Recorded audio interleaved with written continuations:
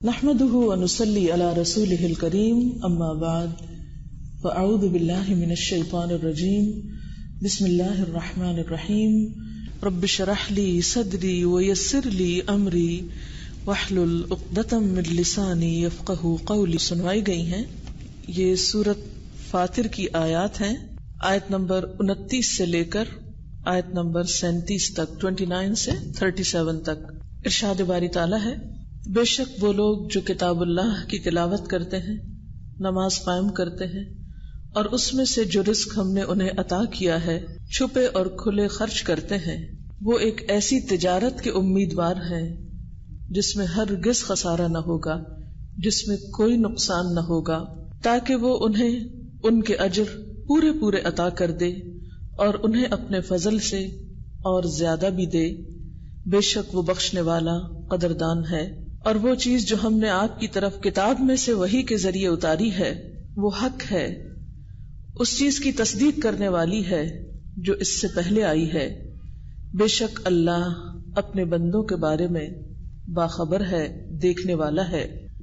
پھر وارث بنایا ہم نے اس کتاب کا اپنے بندوں میں سے ان کو جنہیں ہم نے چن لیا تھا، تو ان میں سے بعض اپنی جان پر ظلم کرنے والے ہیں، اور ان میں سے بعض درمیانی راہ چل رہے ہیں، اور ان میں سے بعض اللہ کے اذن سے نیکیوں میں دوڑ لگانے والے ہیں، آگے بڑھ جانے والے ہیں. یہی بہت بڑا فضل ہے. ہمیشہ کے باغات جن میں وہ داخل ہوں گے، جن میں وہ سونے کے کنگن پہنائے جائیں گے جن پہ موتی جڑے ہوئے ہوں گے، اور ان کا لباس اس جنت میں ریشم کا ہوگا. اور وہ کہیں گے سب تعریف اللہ کے لیے ہے جس نے ہم سے غم کو دور کیا. بے شک ہمارا رب بخشش فرمانے والا قدردان ہے.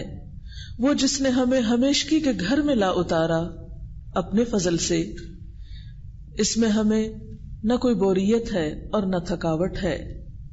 اور وہ لوگ جنہوں نے کفر کیا ان کے لیے جہنم کی آگ ہے. ان کا فیصلہ نہ کیا جائے گا کہ وہ مر ہی جائیں، اور نہ ان کے عذاب میں سے کچھ کمی کی جائے گی. اسی طرح ہم جزا دیں گے ہر ناشکرے کو.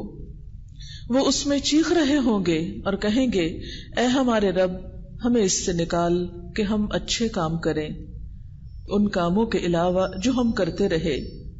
تو اللہ تعالیٰ فرمائے گا، کیا ہم نے تم کو اتنی عمر نہ دی تھی کہ جس میں نصیحت پکڑنے والا نصیحت پکڑ سکتا تھا، اور تمہارے پاس خبردار کرنے والا بھی آیا تھا؟ بس چکھو یعنی اس سزا کو، تو ظالموں کے لیے تو کوئی بھی مددگار نہیں. عزیز بہنوں، جیسا کہ آج کا ٹاپک آپ کو معلوم ہے کہ gaining knowledge and raising children, کہ ایک طرف علم کا حاصل کرنا اور دوسری طرف بچوں کو اس علم کی روشنی میں ایمان اور روحانیت کے ساتھ پالنا اور ان کی تربیت کرنا. بلا شبہ یہ دونوں ہی ذمہ داریاں بے حد اہم ہیں، اور یہ حقیقت ہے کہ دوسری ذمہ داری صحیح طور پر ادا ہو نہیں سکتی جب تک کہ پہلی ذمہ داری ادا نہ ہو. یعنی اگر ایک ماں علم نہیں رکھتی تو اس کی اولاد بھی علم کی روح سے محروم ہوگی، کیونکہ ماں کی گود سے جو علم بچوں تک پہنچتا ہے وہ حقیقی علم ہوتا ہے، وہ مصنوعی علم نہیں ہو سکتا. وہ علم اپنی اصل حقیقت کے ساتھ بچوں کی طرف منتقل ہوتا ہے. جتنی بھی انسان فارمل ایجوکیشن حاصل کرتا ہے وہ سب مصنوعی ذرائع سے انسان تک وہ علم پہنچتا ہے. لیکن وہ چیزیں جو ایک بچہ ماں کے پیٹ سے لینا شروع کرتا ہے، پھر اس کے بعد وہ جب آنکھ کھولتا ہے، ہوش و حواس سنبھالتا ہے، وہ اپنی ماں کو جو کچھ کرتے بولتے سنتے، بلکہ اس کی حرکات اور سکنات سے، اس کی موومنٹ سے وہ کچھ سیکھتا ہے جو کہیں اور سے وہ نہیں سیکھ سکتا. یعنی بچے ماں سے صرف اس کے لیکچرز نہیں سنتے، اور بچوں کو لیکچرز کی ضرورت بھی نہیں ہوتی. ماں سے وہ اس کی گفتگو اور اس کے ایکشنز اور اس کے رویے، عادات، طریقوں، اخلاق، کردار، ان سب چیزوں سے سیکھ رہے ہوتے ہیں. تو اگر ماں کے اندر وہ اخلاق اور کردار نہیں جو ہونا چاہیے، جو مطلوب ہے، تو پھر بچوں میں وہ کس طرح منتقل ہو سکتا ہے نیچرل اور فطری طریقے پر.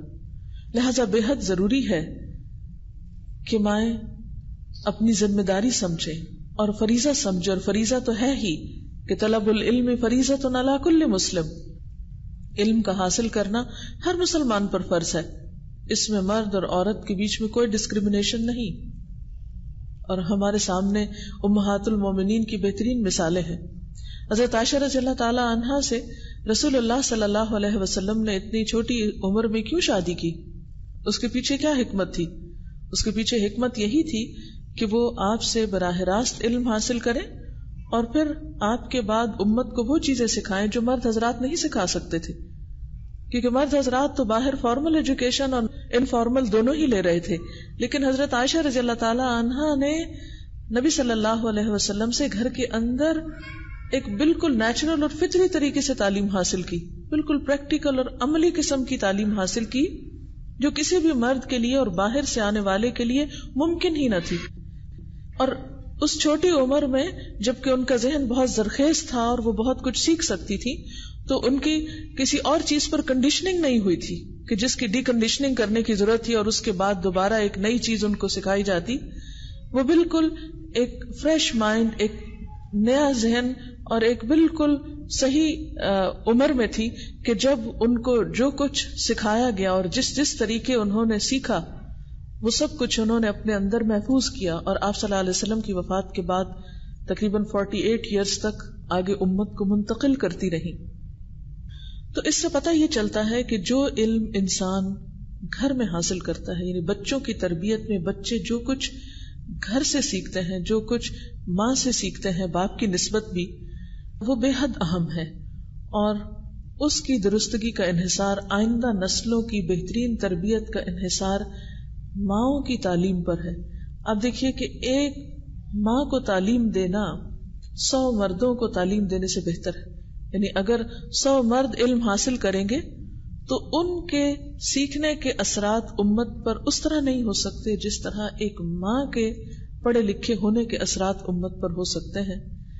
جیسے ہر قوم کے اندر یہ چیز موجود ہے، یعنی ماں کی تعلیم کی اہمیت. مثلا کسی نے کہا تھا کہ تم مجھے اچھی ماں دو، میں تمہیں اچھی قوم دوں گا.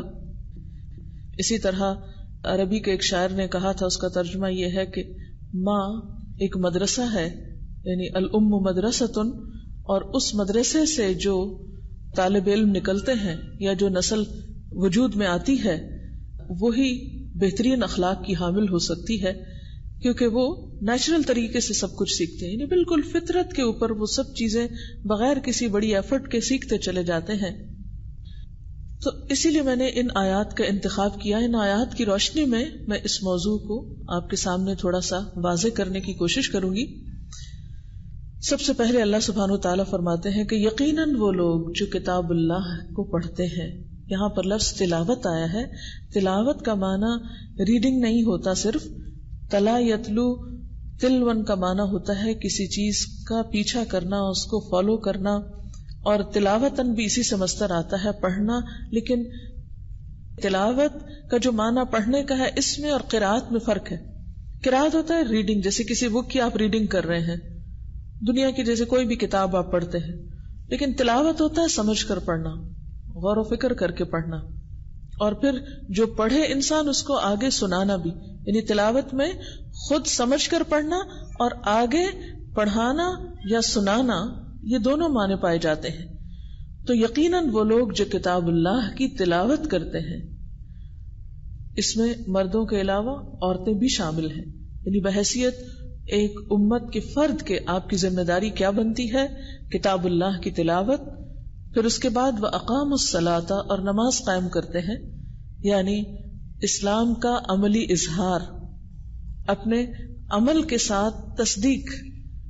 اب اگر ایک ماں گھر میں قرآن سمجھتی نہیں، قرآن پڑھتی نہیں، اور اس کے علاوہ نماز نہیں ادا کرتی، تو اس کی گود سے صحیح مومن اولاد یا بچے کس طرح پرورش پا سکتے ہیں؟ انہوں نے یہ سب کچھ دیکھا ہی نہیں. تو ہم خود عمل نہ کر کے اپنی آئندہ آنے والی نسلوں کو کتنے بڑے خیر سے محروم کر دیتے ہیں، کیونکہ اولاد کے لیے یا گھر کے لوگوں کے لیے محض فارمل قسم کے کچھ لیکچرز یا تعلیم فائدہ مند نہیں ہو سکتی جب تک کہ ہمارا عمل ان کے سامنے نہ ہو. تو یہاں پر بحیثیت مومن عورت کے آپ کا فرض کیا ہے؟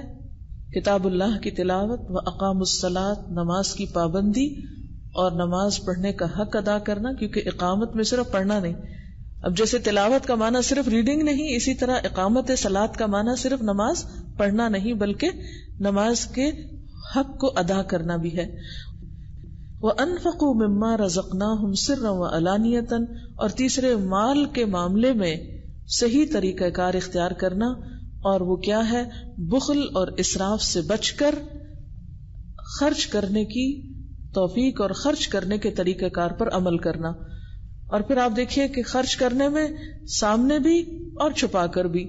سامنے خرچ کرنے کا فائدہ کیا ہوگا کہ گھر میں جب بچے دیکھیں گے کہ ماں رشتہ داروں کو بھی دیتی ہے، ماں ہمسایوں پر بھی خرچ کرتی ہے، ماں اپنے دوستوں پر بھی، آنے والے مہمانوں پر بھی، اور دور رہنے والے رشتہ داروں، غریبوں، یتیموں، مسکینوں، ہر ضرورت مند کے لیے ماں کا دل کھلا ہے، تو وہ ماں سے کیا تربیت لیں گے کہ ہمیں بھی یہی کچھ کرنا ہے. آپ کو پھر انہیں لیکچر نہیں دینا پڑے گا انفاق فی سبیل اللہ پہ، وہ آپ کا طریقہ کار دیکھتے دیکھتے وہ سب کچھ کرنے لگیں گے. پچھلے دنوں میں نے ایدھی صاحب کی آٹو بایوگرافی پڑھی تھی. اس میں انہوں نے اپنی ساری زندگی کے حالات لکھے کہ کس طرح ان کے دل میں انسانیت کی خدمت کا جذبہ بیدار ہوا، اور یہ کام انہوں نے کب سے شروع کیا. تو اس کی ابتدا انہوں نے اس سے کی کہ بہت چھوٹے تھے، جب بالکل ہی ابھی بچے تھے، تو ان کی ماں انہی سے پیسے رکھواتی تھی، دیتی تھی کہ گھر میں کوئی ایسی الماری وغیرہ نہیں تھی، ایک چھتی بنی ہوئی تھی، تو وہ اس کے اوپر ایک برتن پڑا ہوتا تھا، اس میں وہ پیسے رکھے ہوتے تھے، تو وہ کسی چیز پہ چڑھا کر انہی کو پیسے نکلواتی اور انہی سے اوپر رکھواتی اور انہی سے چیزیں خریدواتی اور انہی کے ذریعے صدقہ کرواتی تھی. کہتے ہیں کہ ہمارے گھر میں کچھ بہت نہیں تھا، لیکن جو تھوڑا بہت ہوتا تھا، پائی پائی بھی جو جمع ہوتی تھی، تو ماں مجھے دوڑاتی تھی، جاؤ فلاں جگہ پر جا کر فلاں کی مدد کر کے آؤ، فلاں جگہ پر فلاں کو دے کر آؤ. اور میں نے اس ماحول میں آنکھ کھولی ہے. تو میں سوچتی تھی کہ یہ ماں ہی کی تربیت تھی، اور پھر جب تک ماں زندہ رہی یہی تربیت دیتی رہی، انفاق فی سبیل اللہ ہی پر اکساتی رہی، اور وہ ان کی زندگی میں اس طرح رچ بس گیا کہ اس کے علاوہ کوئی چیز ان کی زندگی کا مقصد نہ رہی. تو یہ ایک حقیقت ہے کہ جو بچے اپنے گھر میں اپنے والدین کو یہ سب کچھ کرتے ہوئے دیکھتے ہیں، یہ چیزیں خود بخود ان کے عمل کا حصہ بن جاتی ہیں، اور کرنے والے بھی یرجون تجارت لن تبور، ایک ایسی تجارت کر رہے ہوتے ہیں جس میں نقصان ہے ہی نہیں، جس میں سراسر کامیابی ہے.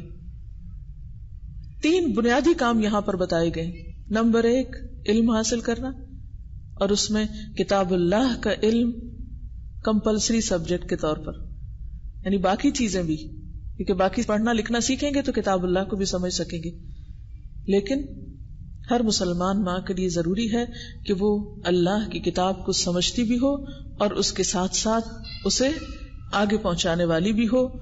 اور پھر نماز کا قیام، اور اس کے ساتھ ساتھ سخاوت اور انسانیت کی خیرخواہی اور دوسروں کے لیے دل کا کھلا ہونا، یہ وہ بنیادی عناصر ہیں تربیت میں، اپنی بھی اور دوسروں کی بھی، کہ جن کے بغیر پھر کامیابی کا تصور ہی نہیں. اور جو یہ 3 کام کرے، یعنی پڑھنے لکھنے کے علاوہ اسلام کی عملی تصدیق اور اس کے ساتھ انسانیت کی بھلائی، یعنی اس میں 3 چیزیں بنیادی طور پہ بتائی گئی. علم کا حاصل کرنا، یعنی صحیح ڈائریکشن کا اختیار کرنا، اور اس کے بعد اپنی ذاتی زندگی میں حقوق اللہ کی ادائیگی، اللہ تعالیٰ کا خوف، اللہ تعالیٰ کے ساتھ ایک گہرا مضبوط تعلق نماز کے ذریعے، اور اس کے بعد تیسری چیز خدمت خلق، بندگان خدا کی بھلائی اور ان کے لیے دن رات کھلے چھپے مال خرچ کرنا. ایسا کرنے والے ہی دراصل وہ کامیابی پائیں گے کہ جس میں کسی قسم کے نقصان کا کوئی اندیشہ نہ ہوگا. اور پھر اللہ تعالیٰ ایسے لوگوں کے ساتھ کیا معاملہ فرمائیں گے؟ لیوفیہم اجورہم، کہ ان کے اجر ان کو پورے پورے عطا کر دے، ویزیدہم من فضلہ، اور اپنے فضل سے اور بھی زیادہ عطا کرے. یعنی جس طرح وہ اپنی ساری زندگی دیتے رہے تو اللہ تعالیٰ بھی ایسے لوگوں پر مزید فضل فرمائے گا، کیونکہ وہ بخشنے والا بھی ہے اور قدردان ہے، وہ انسانوں کی کوششوں کی قدر کرتا ہے۔ پھر اس کے بعد اگلی آیت میں یہ بتایا گیا کہ قرآن پاک میں جو بھی تعلیم ہے اللہ تعالیٰ نے جو کچھ بھی اس میں نازل کیا ہے هو الحق، وہ بالکل حق ہے، سچ ہے۔ جیسے قرآن پاک کے ابتدا میں بھی بتایا گیا کہ لا ریب فیہ، اس میں کوئی شک نہیں، یہاں بھی یہی تصدیق کی گئی کہ اس میں کسی قسم کا کوئی شک نہیں، جو تعلیم اور جو رہنمائی یہ کتاب دیتی ہے اس کے مطابق زندگی گزارتے چلے جاؤ تو بہترین کامیابی ہوگی۔ اس کے بعد کتاب کے وارثوں کی خاص ذمہ داری بتائی جا رہی ہے۔ ثم اورثنا الکتاب الذین اصطفینا من عبادنا، پھر ہم نے اپنے بندوں میں سے جنہیں ہم نے چن لیا انہیں اس کتاب کا وارث بنایا۔ یعنی پیغمبر علیہ السلام کی وفات کے بعد وارث کون ہے پھر اس کتاب کے؟ آپ کی امت، کیونکہ انبیاء درہم و دینار چھوڑ کر نہیں جاتے، وہ علم کا ورثہ چھوڑ کر جاتے ہیں۔ اب وہ لوگ جو پیدائشی مسلمان ہیں، جنہیں اللہ تعالیٰ نے زندگی کی نعمت کے ساتھ ہی اسلام کی نعمت عطا کی، ان کی کیا ذمہ داری بنتی ہے کہ وہ اس کتاب کو خود بھی سیکھیں، اس کا حق ادا کریں اور دوسری انسانیت تک بھی پہنچائیں، کیونکہ قرآن صرف مسلمانوں کی کتاب نہیں ہے، قرآن پوری انسانیت کو خطاب کرتا ہے، یا ایھا الناس کہہ کے پکارتا ہے، اے لوگو۔ تو اے لوگو لوگوں تک کیسے پہنچے گا؟ ظاہر ہے کہ وہی لے کر جائیں گے جن کے ہاتھ میں موجود ہے۔ لہٰذا کیا فرمایا جا رہا ہے کہ ہم نے اس کتاب کا وارث بنا دیا ہے انسانیت میں سے کچھ لوگوں کو چن کر، لیکن ان چنے ہوئے بندوں کا رویہ اور طریقہ کیا ہے؟ فَمِنْهُمْ ظَالِمٌ لِنَفْسِهِ، ان میں سے بعض تو اپنی جان پہ ظلم کرنے والے ہیں۔ ظلم کہتے ہیں کسی چیز کو اس کا حق نہ دینا، اور اس کتاب کے ریفرنس میں پھر ظلم کیا ہے اپنی جان پر؟ کہ اپنی زندگی اور قرآن کو بالکل الگ الگ کر دینا، اس کے ساتھ کوئی تعلق نہ رکھنا۔ وَمِنْهُمْ مُقْتَصِدٌ، اور کچھ بیچ کی راہ چل رہے ہیں، یعنی کچھ اس میں سے لے لیا، کچھ کہیں اور سے لے لیا، اور ڈاواں ڈول ہیں، کبھی ادھر کبھی ادھر۔ وَمِنْهُمْ سَابِقٌ بِالْخَيْرَاتِ بِإِذْنِ اللَّهِ، اور کچھ لوگ تو جم کر اس وراثت کا حق ادا کر رہے ہیں اور اللہ کے اذن سے نیکیوں میں دوڑ لگانے والے ہیں، خیر اور بھلائی کے کاموں میں آگے بڑھنے والے ہیں، کیونکہ یہ قرآن دینے والے کے لیے لازم ہے کہ پہلے وہ اسے اپنی زندگی میں لائے، کیونکہ ان الفاظ کی کوئی قیمت نہیں ہوتی جو الفاظ انسان کے دل سے نہ نکلے اور انسان کے اپنے عمل میں نہ ہو۔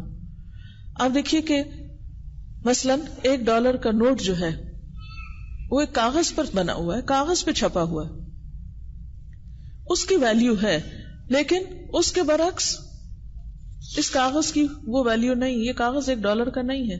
فرق کیا ہے؟ ڈالر کے پیچھے ضمانت ہے بینک کی، لیکن اس کاغذ کے پیچھے کسی کی ضمانت نہیں کہ اس کی ویلیو یہ ہے۔ اب آپ دیکھیے کہ بہت بڑا فرق ہے دونوں کاغذوں میں۔ اسی طرح وہ انسان جو قرآن پڑھائے لیکن اس پر عمل نہ کرے تو اس کے الفاظ بھی اس ردی کاغذوں کے پرزوں کی طرح اڑ جاتے ہیں، لیکن جب انسان اس کو پڑھتا ہے اور اس پر عمل کرتا ہے اور پھر اس کو آگے بھی دیتا ہے تو پھر یقینی طور پر وہ ایک ایک لفظ، ڈالر تو بہت چھوٹا ہے اس کے سامنے، اللہ کی یہ باتیں دوسروں تک اس سے کہیں زیادہ قیمت میں پہنچتی ہیں، یعنی ویلیوبل ہوتی ہیں، جو دوسروں پر اثر کرتی ہیں اور دوسروں کی زندگیوں کو بھی بدلنے کا کام دیتی ہیں۔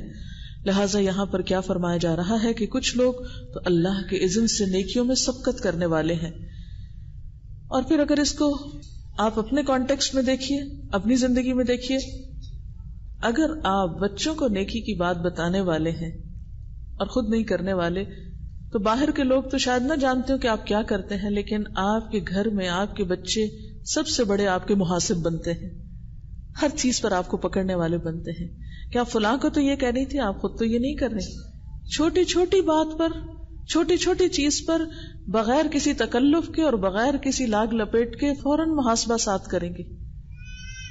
تو یہ انسان کے لیے اس کی پہلی تربیت کا خود اس کا اپنا گھر ہے، اور یاد رکھیے کہ ہر دینے والا خود اپنی تربیت بھی کر رہا ہوتا ہے اور اسی طریقے پر اس کی اپنی تربیت ہوتی ہے۔ اگر آپ بچوں کو نیکی کی بات نہیں بتائیں گے، گھر میں اس کا پرچار نہیں کریں گے اور صرف باہری تعلیم دیں گے تو اس کا نقصان کیا ہوگا؟ وہ سب کچھ آپ کے خلاف ہی حجت بنے گا، کیونکہ آپ کی اولاد آپ کی ایک طرح سے ایک ریپرزینٹیٹو ہے، آپ کی ایک طرح سے نمائندہ ہے.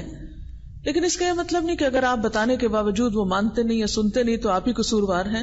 ایکسیپشنل کیسز بھی ہوتے ہیں، لیکن عمومی طور پر گھر کی تعلیم اور تربیت بچوں پر اثر انداز ہوتی ہے. تو آپ بتائیے مجھے کہ اگر ہم اللہ کے رسول صلی اللہ علیہ وسلم کی امت ہیں اور ہمارا فرض اگر بنتا ہے یہ کہ ہم انسانیت تک خیر و بھلائی کا پیغام پہنچائیں، تو پھر اس کے لیے کیا کرنا ہوگا؟ لازمی طور پر اس کتاب کو جان کر اپنی نسلوں کو اس کی روشنی میں پالنا ہوگا، اور پھر اس کے بعد یہ پیغام آگے بھی جائے گا، کچھ ان کے ذریعے اور کچھ دوسرے طریقوں سے. لیکن اگر ہم یہ سمجھیں ہی نہ کہ یہ ہماری ذمہ داریوں میں سے کوئی ذمہ داری ہے، تو یقینی طور پر پھر ہم نہ تو خود سیکھنے کے لیے تکلیف اٹھائیں گے اور نہ اس کو آگے پہنچائیں گے، اور اگر گھر کی دنیا کو کراس کر کے آگے گئے تو وہ بھی نقصان اٹھائیں گے. لہٰذا یہ ساری چیزیں ساتھ ساتھ چلیں گی، ایک طرف سیکھنا، دوسری طرف رول ماڈل بننا، اور تیسری طرف اس کو مختلف طریقوں سے آگے پوری انسانیت تک پہنچانا. یہ ذمہ داری یقینی طور پر انہی لوگوں کی ہے جو مسلمان گھرانوں میں پیدا ہوئے ہیں، کیونکہ اگر مسلمان یہ کام نہیں کریں گے تو آپ کس سے توقع رکھتے ہیں کہ کوئی اور آپ کے لیے یہ کام کرے گا؟ اگر اللہ نے آپ کو چن لیا ہے اس بات کے لیے کہ آپ اس کی کتاب کے حامل بنے، اور آپ کو بغیر کسی مشقت کے آپ کے گھر میں وہ سب کچھ پہنچا دیا، اور پھر بھی اگر ہم یہ سمجھے کہ یہ ہماری ذمہ داری نہیں اوروں کی ہے، تو بات کیسے بنے گی؟ اور خصوصاً اگر ایک ایسی سوسائٹی میں آپ رہتے ہیں کہ جہاں دوسرے اقوام بھی آپ کے دائیں بائیں ہیں، تو یقینی طور پر آپ کو اپنے عمل سے، اپنے اخلاق سے، اپنے معاملے سے اور اپنے کردار کے ذریعے اسلام کی نمائندگی کرنی، کیونکہ وہ نمائندگی جو محض الفاظ کے زور پر ہوتی ہے اور الفاظ کے شور پر ہوتی ہے، اس کی کوئی قدر و قیمت نہیں ہوتی جب تک اس کے پیچھے ایک مضبوط کردار اور اخلاق نہیں ہوتا، جب تک آپ جو کچھ کہتے ہیں اس پر عمل نہیں کرتے. اور اس عمل کی تربیت گھر سے ہوگی، نسلوں کی تربیت سے ہوگی. ذالک هو الفضل الکبیر، یہ ہے بہت بڑا فضل. جنات عدن یدخلونہا، نتیجہ کیا ہوگا؟ اس کا صلہ کیا ملے گا؟ دنیا بھی جنت بنے گی، گھروں میں بھی سکون ہوگا، اور پھر کل قیامت کے دن بھی جنت مقام ہوگا. جنات عدن یدخلونہا یحلون فیہا من اساور من ذہب ولؤلؤا، ہمیشگی کے جنت کے باغوں میں وہ داخل ہوں گے اور وہاں ان کو سونے کے ایسے کنگن پہنائے جائیں گے جن پہ موتی بھی لگے ہوں گے. اب آپ دیکھیے کہ ہماری خواہشات کی حد کیا ہوتی ہے، اور خصوصاً خواتین کی، کہ بہترین زیور اور بہترین لباس، تو وہ اللہ تعالیٰ ساری خواہشات وہاں پوری کر دیں گے. اور اس کے ساتھ وَلِبَاسُهُمْ فِيهَا حَرِيرٌ، لباس ان کا اس میں سلک کا ہوگا، ریشم کا ہوگا، پہننے کو ریشم ملے اور اس کے ساتھ خوبصورت جیولری ملے، اور کسی قسم کی کوئی تھکاوٹ اور کوئی پریشانی نہ ہو. کیونکہ اس وقت وہ جو شکر ادا کریں گے وہ کس بات پر؟ 3 چیزوں پر. نمبر 1، الحمدللہ الذی اذھب عنا الحزن، اللہ کا شکر جس نے ہم سے غم دور کر دیے، ساری فکریں اور ساری پریشانیاں. اب دیکھیے کہ دنیا میں آپ جب تک ہیں غم اور فکر سے نجات حاصل کر ہی نہیں سکتے، ایک کے بعد ایک. اگر کوئی کر سکتا ہوتا مکمل طور پر اس چیز سے نجات حاصل تو اللہ کے رسول صلی اللہ علیہ وسلم کرتے. لیکن آپ کے بارے میں آتا ہے کہ آپ کے اوپر غم پر غم پڑتا رہتا تھا، یعنی ایک ختم نہیں ہوتا تھا تو دوسرا پڑ جاتا، دوسرا ختم نہیں ہوتا تو تیسرا آ جاتا. یعنی آپ کی ساری زندگی، اور خصوصاً جو مشقت نبوت کے بعد آپ کو اٹھانا پڑی اللہ کے اس دین کو پھیلانے کے راستے میں، جو آپ کو مشکلات دیکھنی پڑی، تو اس کے بارے میں آتا ہے کہ آپ پے در پے غموں کا شکار رہتے تھے، کبھی چین سے نہیں بیٹھے تھے. اسی لیے آپ نے فرمایا کہ جس پر کوئی تکلیف آئے وہ میری تکلیف کو دیکھ لے تو اس کی تکلیف ہلکی ہو جائے گی. تو یہ دنیا جنت نہیں ہے، جنت کہیں اور ہے. لیکن ہاں، ایک جنت انسان کے دل میں ضرور بستی ہے جو دنیا کی ساری مشکلات کے باوجود انسان کو پرسکون اور مطمئن رکھتی ہے. تو یہاں پر کیا فرمایا جا رہا ہے؟ سب سے پہلے ان کا شکریہ کس بات پر ہوگا کہ اللہ تیرا شکر ہے کہ وہ تو نے ساری پریشانیاں ہم سے دور کر دی. ان ربنا لغفور شکور، بے شک ہمارا رب بخشنے والا بھی ہے، قدردان بھی ہے. دوسرا ان بندوں کا شکریہ کس بات پر ہوگا؟ الذی احلنا دار المقامۃ من فضلی، وہ جس نے ہمیں ہمیشگی کے گھر میں لا اتارا. اب اس گھر کو ہمیں نہیں چھوڑنا، دنیا میں آپ دیکھیں ایک گھر کے بعد ایک گھر اور کی فکر، مثلاً آپ اگر کرائے پر ہیں تو مشقت، اگر اچھا گھر بھی آپ کو مل گیا تو اس سے بڑے کی ہرس اور ہوس کہ یہاں سے نکل کے کہیں اور جائیں، ایک ملک سے دوسرے ملک، وہاں سے کہیں، یعنی دنیا میں چین نام کی چیز کوئی نہیں. لیکن ہاں جنت کا گھر ایسا ہوگا کہ جس میں کوئی بوریت نہ ہوگی، اور اس وقت وہ جا کر کیا کہیں گے کہ ہم یہاں سے جانا نہیں چاہتے. بہت سے لوگ کہتے ہیں جنت میں جا کے بور نہیں ہو جائیں گے، ہمیشہ ایک ہی جگہ رہنا ہوگا. نہیں، بور نہیں ہوگی. لا یبغون عنہا حولا، سورۃ الکہف میں آتا ہے کہ وہ وہاں سے ٹلنا بھی نہ چاہیں گے، تھوڑی دیر کے لیے بھی نہیں نکلنا چاہیں گے. اتنا کچھ اس میں ہوگا کہ بوریت کا تصور بھی نہیں کیا جا سکتا.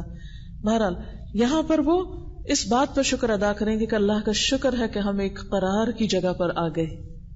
اب ہمیں ادھر ادھر کی کوئی پریشانی اور فکر نہیں کہ ہمیں کوئی آ کے نکالے گا یا ہمیں یہ چھوڑنا پڑے گا. اب دیکھیے کہ کتنا بھی اعلیٰ ترین گھر آپ بنا لیں، موت ہر جگہ آ کے دروازہ کھٹکھٹاتی. وہ جس بے تکلفی سے ایک جھونپڑی میں جا گھستی ہے، اسی سے ایک بڑے محل میں بھی. انسان مضبوط ترین عمارتیں بھی بنا لے، ہر لحاظ سے اپنے آپ کو اسٹرانگ کر لے، ایک زلزلہ آنے کی دیر ہے، ایک طوفان آندھی آنے کی دیر ہے جو انسان کو کہیں سے کہیں لے جا کے پٹخا دے اور انسان اس کے مقابلے میں بے بس ہو جائے. آج ہم ہر وقت اپنی آنکھوں کے سامنے دیکھتے رہتے ہیں. یعنی دنیا میں غم سے نجات پا جانا مستقل طور پر یہ ممکن ہی نہیں. بہرحال وہاں پر کیا ہوگا؟ تیسری بات، لا یمسنا فیہا نصب ولا یمسنا فیہا لغوب. اس جنت میں نہ ہمیں کوئی تھکاوٹ ہے، نہ بوریت ہے، نہ کوئی پریشانی ہے، نہ اکتاہٹ ہے. ہم بالکل پرسکون اور مطمئن ہیں. یہ سب کچھ انہیں کب نصیب ہوگا؟ جب وہ اپنی ذمہ داریاں پوری کر کے جائیں گے. حدیث میں آتا ہے کہ جو سابقون بالخیرات لوگ ہیں کہ یہ چلتے جائیں گے اور بغیر رکاوٹ اور حساب کتاب کی جنت میں پہنچ جائیں گے. کیوں؟ اس لیے کہ دنیا میں بھی وہ کبھی کسی بھی وجہ سے اللہ کے کام سے رکے نہیں تھے. دنیا میں بھی انہوں نے اپنے فرائض ادا کرنے میں اور حقوق کے پورا کرنے میں اور اپنی ذمہ داریاں نبھانے میں انہیں کسی چیز نے رکاوٹ نہیں ڈالی. آج آپ دیکھیں ہر چھوٹی بڑی بات میں ہم بہانہ کر جاتے ہیں. کوئی چھوٹا سا کام کرنا ہوتا ہے نہیں کر پاتے، وہ کہتے ہیں اوہو یہ وجہ ہو گئی، وہ وجہ ہو. کتنی عذر اور کتنی رکاوٹیں ہیں، اور ہم صرف تمنائیں کرتے رہ جاتے ہیں. یہ ہماری خواہش ہے، وہ آرزو ہے، ہم یہ کر جائیں وہ کر جائیں. لیکن بہت سے لوگ ساری زندگی نیکی کے لیے صرف تمنا ہی کرتے رہتے ہیں، کر کے نہیں دکھاتے. تو یہ چیز انسان کے لیے خود اسی کے لیے نقصان دہ ہے اور اسی کے لیے مشکل ہے. تو سابقون بالخیرات باذن اللہ، جو توفیق جن کو نصیب ہوگی انہیں کے مقدر میں پھر یہ نعمتیں ہوں گی. اور اس کے بعد دوسرے لوگ جو دنیا میں اللہ کی نافرمانی کے کام کرتے رہے، وہ تو کہیں گے، چیخیں گے جہنم میں جا کے کہ اللہ ہمیں اس سے نکال اور ہم اب اچھے کام کریں گے. لیکن اللہ تعالیٰ فرمائیں گے میں نے تمہیں اتنی لمبی زندگی دی تھی کہ جس میں نصیحت حاصل کرنے والا نصیحت حاصل کر سکتا تھا. جاؤ اب ظالموں کا کوئی مددگار نہیں. تو بات یہ ہے کہ ان آیات کی روشنی میں جو چیز ہمارے سامنے آتی ہے وہ یہ ہے کہ ایک طرف ہمیں علم حاصل کرنا ہے، ذاتی کردار اور اخلاق کو درست کرنا ہے، اور اس کے ساتھ ساتھ ہمیں امت کے فرد کی حیثیت سے اللہ کا یہ پیغام اور نبی صلی اللہ علیہ وسلم کی جو چھوڑی ہوئی وراثت ہے اس کا حق ادا کرنے کے لیے خود کو، اپنی نسلوں کو تیار کرنا ہے تاکہ ہم ساری انسانیت کی بھلائی کا حق ادا کر سکیں. ہم کتنے خود غرض لوگ ہوں گے جو صرف اپنے لیے جنت کے خواب دیکھیں اور دوسرے لوگ جو ان کے آس پاس غلط کام کر کے بھٹک رہے ہیں، دنیا میں بھی تکلیفیں اٹھا رہے ہیں، پریشانیوں میں مبتلا ہیں اور آخرت میں بھی ان کے لیے تکلیف ہے، ان کے لیے ایک دفعہ بھی ان کے دل میں درد نہ اٹھے اور ایک دفعہ بھی ہوک نہ اٹھے اور ایک دفعہ بھی ان کے بارے میں نہ سوچیں ہم کیسے مسلمان ہیں اور کس قسم کا ہمارا اخلاق ہے. اللہ کے رسول صلی اللہ علیہ وسلم کا انسانیت کے بارے میں کیا رویہ تھا. قرآن کہتا ہے لعلک باخع نفسک علی آثارہم ان لم یؤمنوا بہذا الحدیث اسفا. ایسا لگتا ہے کہ آپ اپنے آپ کو ہلاک کر ڈالیں گے ان لوگوں کے پیچھے افسوس کر کر کے کہ یہ ایمان کیوں نہیں لاتے. آج بتائیے کہ آپ کے وارثوں میں سے، آپ کی امت میں سے کتنے لوگ ہیں جو اپنے آپ کو ہلاکت میں ڈالے ہوئے ہیں، مشقت میں ڈالے ہوئے ہیں، مصیبت میں ڈالے ہوئے ہیں اس بات پہ غم کر کر کے کہ ہم کس طرح یہ پیغام ساری انسانیت تک پہنچا دیں. یہ ساری انسانیت کا حق ہے کہ اس کو رب کی پہچان کرائی جائے، اسے صراط مستقیم ملے، اس کو اللہ کا کلام پہنچایا جائے. کیونکہ جن لوگوں کو واقعی یہ پیغام پہنچ جاتا ہے اور جس طرح ان کی زندگی میں خوشی آتی ہے، اس کی ایک جھلک میں یہاں آپ کو ایک واقعے سے سناؤں گی. ایک امریکی خاتون ہے جن کا نام ہے بیکی ہاپکنز. وہ عیسائی خاندان میں پیدا ہوئی، لیکن قرآن پاک پڑھ کے اتنا متاثر ہوئی کہ اسلام قبول کیا، اور پھر اس کے بعد وہ اپنے تاثرات لکھتی ہیں. ایک خط انہوں نے لکھا ایک امریکی میگزین میں، اور اس کا میں ترجمہ آپ کو سناتی ہوں. وہ کہتی ہیں کہ جن سوالوں کا جواب میں اپنی پوری زندگی میں تلاش کرتی رہی ہوں، ان کا جواب پانا میرے لیے کتنا زیادہ تسکین کا باعث ہے، اس کو لفظوں میں بیان کرنا میرے لیے ممکن نہیں. یہ ایسا ہی ہے جیسے کوئی اندھا ہو اور پھر اچانک وہ سچائی کو دیکھنے لگے، یعنی اس کو روشنی مل جائے، ایسی روشنی پائے جس کو اس نے اس سے پہلے کبھی نہ دیکھا ہو. میں اس خوشی کو کیسے بیان کر سکتی ہوں جو صرف سچائی کو پانے سے حاصل ہو سکتی، یعنی اس کے علاوہ کسی اور چیز میں نہیں ہے. میں چاہتی ہوں کہ میں نے جو چیز پائی ہے اس کو میں ساری دنیا کے سامنے گاؤں. میں چاہتی ہوں کہ ہر شخص جس کو میں نے کبھی جانا ہو وہ اس میں میرا حصے دار بن جائے، یعنی ہر وہ شخص جس کو میں نے کبھی زندگی میں کسی بھی سٹیج پر جانا ہو وہ سب میری اس خوشی میں شریک ہو، اور جو دروازہ میرے لیے کھلا ہے اس پر جشن منانے میں وہ میرا شریک بن جائے. اور سب سے زیادہ بڑی بات یہ اور سب سے زیادہ عجیب چیز جو مجھے دکھائی گئی وہ قرآن تھا. جیسے جنوں نے قرآن سنا تھا تو قرآن پاک کے اندر ہی آتا ہے انا سمعنا قرآنا عجبا، کہ ہم نے ایک قرآن سنا ہے جو بہت ہی انوکھی چیز ہے، بہت حیرت انگیز چیز ہے. اور یہدی الی الرشد، اور سیدھی پہلی سٹنگ میں انہوں نے پہچان لیا تھا قرآن کا مضمون، یہدی الی الرشد فآمنا بہ، ہدایت کی طرف بلاتا ہے اور ہم تو اس پر ایمان لے آئے. یہ بھی کہتی ہیں کہ سب سے زیادہ بڑی اور سب سے زیادہ عجیب چیز جو مجھے دکھائی گئی وہ قرآن تھا. کتنا زیادہ میں اپنے قرآن سے محبت کرتی ہوں، جب بھی مجھے موقع ملتا ہے میں اس کو پڑھتی ہوں، میں اس کو اپنے سے الگ نہیں کر سکتی. حتیٰ کہ انگریزی ترجمے میں بھی اس کے الفاظ میرے دل کو خوشی دیتے ہیں اور میری آنکھوں سے آنسو نکل پڑتے ہیں. کتنی ہی بار ایسا لمحہ آیا جب کہ میں نے خدا کی کتاب کو اپنے ہاتھ میں لے لیا اور اس کے بارے میں سوچ کر روتی رہی، یعنی اور کچھ نہیں، یہ سوچ کر کہ یہ میرے رب کا کلام ہے، صرف اس کو اپنے ہاتھ میں اٹھا کے رونا شروع کرتی. بالکل ایسے جیسے کسی انسان کو کسی چیز سے انتہائی محبت اور وہ اس کے ہاتھ لگ جائے تو پھر اس کے ساتھ وہ کیا کرے گا. پھر کہتی ہیں اس کے بغیر میری ساری زندگی کتنی احمقانہ ہوتی، اسلام کے بغیر میری زندگی کیسے ہوتی، اس کو سوچ کے میں کانپ اٹھتی ہوں. اگر میں سب سے زیادہ اونچے پہاڑ پہ چڑھ سکتی اور میری آواز ہر اس آدمی تک پہنچ سکتی جو اسلام سے بے خبر ہے تو میں چلا کے ان کو وہ بتاتی جو مجھے بتایا گیا ہے. یعنی اب اندر یہ قرار نہیں آتا کہ جب تک یہ سب تک نہ پہنچا دوں. میرے سوالات کا جواب مجھے مل گیا. اب میں جانتی ہوں کہ سچائی کیا ہے. ہر آدمی جو دنیا میں ہے وہ مجھ کو سچائی ملنے پر اگر اللہ کا شکر ادا کرے، یعنی مجھے جو کچھ ملا ہے اس کا شکر میں تو ادا نہیں کر سکتی، اگر ساری دنیا کے لوگ کریں اور وہ 100 سال تک ہر روز 100 بار ایسا ہی کرتا رہے تب بھی اس احسان پر شکر کا حق ادا نہیں ہوگا کہ جو کچھ اللہ نے مجھے دے دیا ہے. یہ ہے اتنی عظیم کتاب جو اللہ نے ہمیں بچپن سے دی. 20 30 40 50 سال ہو گئے اس سے الگ جی رہے ہیں، ہمارے پاس ہے، ہمارے ہاتھوں میں، ہمارے گھروں میں، اور اس سے الگ جی رہے ہیں. نہ خود کو اس سے روشن کیا ہے اور نہ اپنے بچوں کو اور نہ اپنی نسلوں کو اور نہ اپنے آئندہ آنے والوں اور نہ اپنے دائیں بائیں والوں کو. ہم کیسے مسلمان ہیں؟ تو بات یہ ہے کہ اگر ایک امریکی خاتون قرآن کو پا کر اتنی بڑی خوشی حاصل کر سکتی ہے تو یہ راستہ آپ کے لیے بھی کھلا ہے. اور جب آپ کے دل میں اطمینان ہوگا، قرآن کا کردار ہوگا آپ کے اندر، تو جس طرح پھر آپ بچوں کی تربیت کر سکیں گی وہ اس کے علاوہ کسی اور طریقے سے کر ہی نہیں سکتی. کیونکہ تربیت صرف فارمل طریقے سے چند ایک رٹے رٹائے جملے بولنے کا نام نہیں ہے، اور خاص طور پر وہ بھی اس وقت جب بچے کو غلط کام کر رہے ہیں. نہیں، یہ نہیں ہے تربیت کا انداز. تربیت آپ کے معاملے سے، تربیت آپ کی مسکراہٹ سے، تربیت آپ کی نگاہ سے، تربیت آپ کے انداز سے، تربیت آپ کی بات سے، تربیت آپ کی خاموشی سے، ہر چیز سے بچوں کی تربیت ہوتی ہے.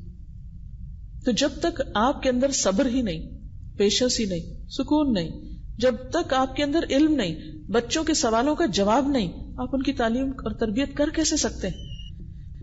اور پھر آپ دیکھیے کہ اگر ایک مسلم سوسائٹی میں ہوتے تو بچے ادھر سے ادھر سے بہت سے سوالوں کے جواب پا لیتے، اب وہ سارے سوالوں کے جواب آپ ہی کو دینے ہیں، وہ سب سے پہلے آپ کے سامنے، اگر جب بچوں کی نگاہوں میں آپ گر جائیں گے ہماری ماں تو جاہل ہے، اس کو تو پتہ ہی کچھ نہیں، وہ کیسے آپ کو ریگارڈ دیں گے، کیسے آپ کی بات سنیں گے، کیسے آپ ان کے لیے رول ماڈل بنیں گے، کس طرح پھر قیامت کے دن آپ جواب دیں گے کہ جب کہا گیا کلکم راع وکلکم مسئول عن رعیتہ، کہ تم میں سے ہر شخص نگران ہے اور ہر شخص سے اس کی رعایا کے بارے میں پوچھا جائے گا، فالمرأۃ راعیۃ فی بیت زوجہا ومسئولۃ عنہا، عورت بھی اپنے شوہر کے گھر میں نگران ہے اور اس سے بھی اس کی رعیت کے بارے میں سوال کیا جائے گا، ان بچوں کے بارے میں کل ہم سے پوچھا جائے گا. لہذا ہم سب کو اس بات کی انتہائی ضرورت ہے کہ ہم واقعی اپنا فریضہ ادا کریں